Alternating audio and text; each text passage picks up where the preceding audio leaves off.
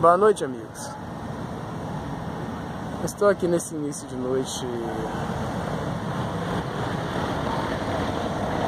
aproveitando o tempo, né? Que tá fresquinho, gostosinho.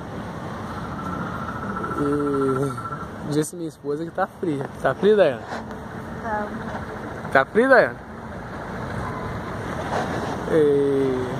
Estou aqui meditando no Evangelho anunciado pelos apóstolos, pelo Messias, o Evangelho descrito na Bíblia, nas Escrituras, né?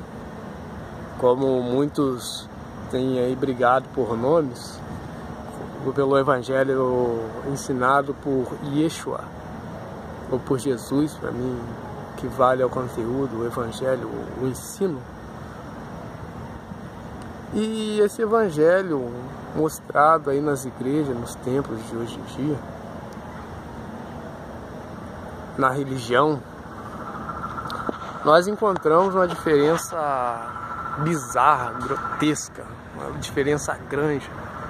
Eu acho impossível você entrar num lugar desse, reparar, abrir as Escrituras, abrir a Bíblia e encontrar o mesmo Evangelho. Você não encontra. Você encontra coisa diferente.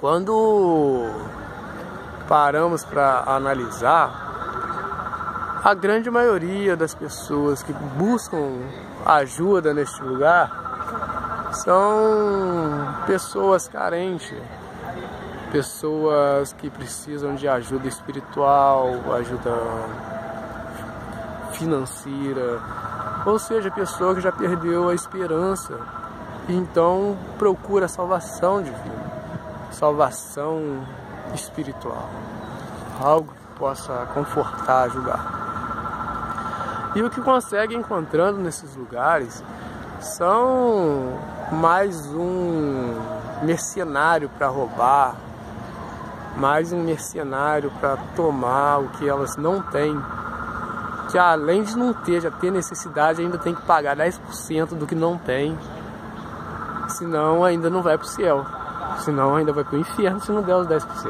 Então é meio bizarro, grotesco.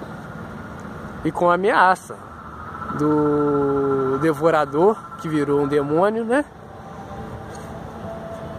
Entrar na vida dele. Eu acho meio bizarro esse evangelho anunciado. Quando nós paramos para analisar, olhar o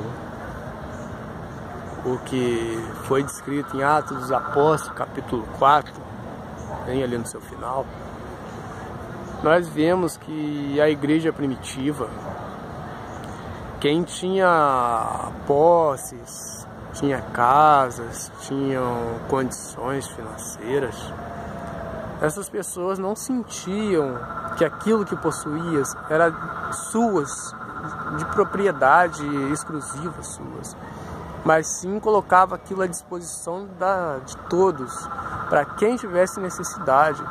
E quem tinha terras e coisas desnecessárias, ou seja, além do que precisava, vendiam aquilo e repartiam.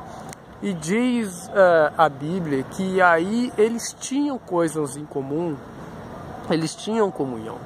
Ou seja, eles tinham comunhão porque eles dividiam, repartiam, eles viviam numa comunidade, era tudo em comum. E hoje em dia nós encontramos nas igrejas, o pastor anda de carro, o membro anda a pé, o pastor tem o que comer, o membro passa fome. E será que isso está em comum? Não, não está, cara, está errado. Ou seja, um evangelho diferente ao descrito aqui no Atos dos Apóstolos. Depois você vai lá em 1 João e você vê João falando que se não temos comunhão com o irmão, também não temos com Deus. E aquele que não tem comunhão com Deus, de modo nenhum vai se gloriar de entrar no reino dos céus.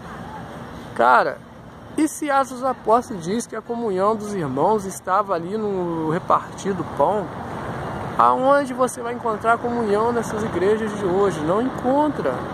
O máximo que você vai encontrar ali é maldição, é o que nós estamos vendo aí. pastores amaldiçoando membros,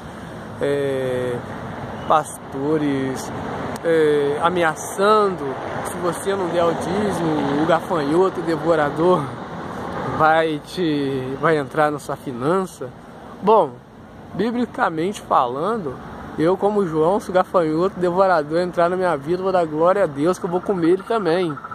João vivia de alimentar gafanhoto, né? Eu vou comer ele também. Vai ser mais um prato na minha mesa, vai ser uma iguaria diferente. E é isso aí, cara. A gente tem que parar de dar ouvido às besteiras faladas para esse pessoal e começar a buscar a verdade. E eles buscam esse tal do devorador lá em Malaquias 3:10. Mas se você encontrar,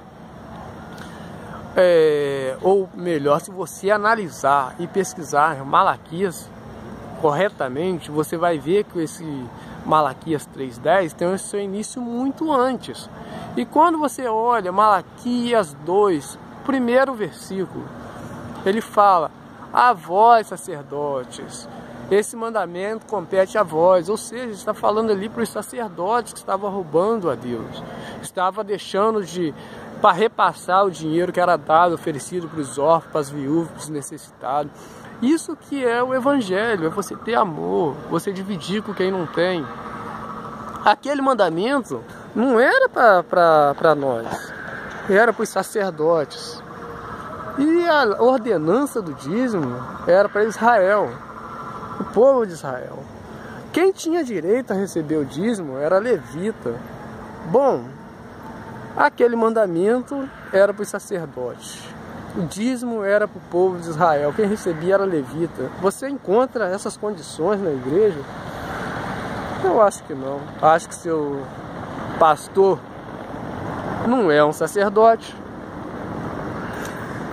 Se ele não é um sacerdote, provavelmente ele também não deve ser da tribo de Levi.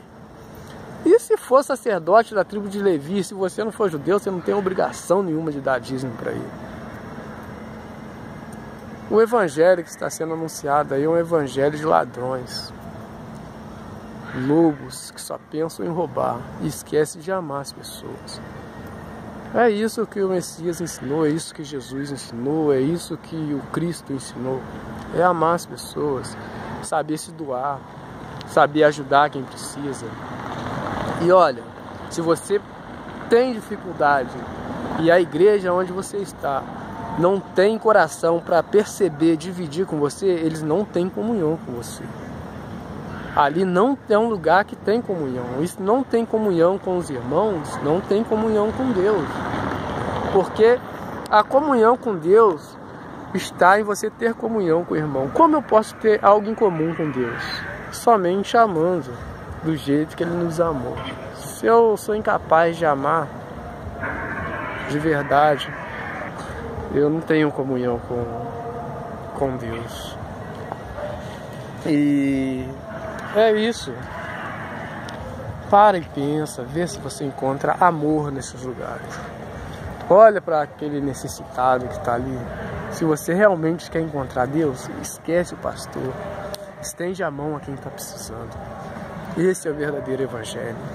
É isso que o Messias ensinou. Ele não poderia encostar em defunto, mas ele via uma mãe sofrendo, ele encostava para aquela mãe não sofrer mais. Ele não tinha o alimento, ele não tinha pão, e via a multidão passando fome, ele arrumava 2, 5 pães e alimentava a multidão. Ele via enfermo, ele não poderia chegar perto, mas ele chegava para ajudar aquele enfermo, deixar de ser discriminado. Todas as escrituras se resumem no amor. Então, é a realidade. É o que não estamos encontrando nesses lugares. E é tudo que Deus precisa, tudo que Deus pede a você. Pense comigo mais um pouco. E boa noite para você, um bom descanso e tudo de bom. Dá boa noite. Boa noite, gente.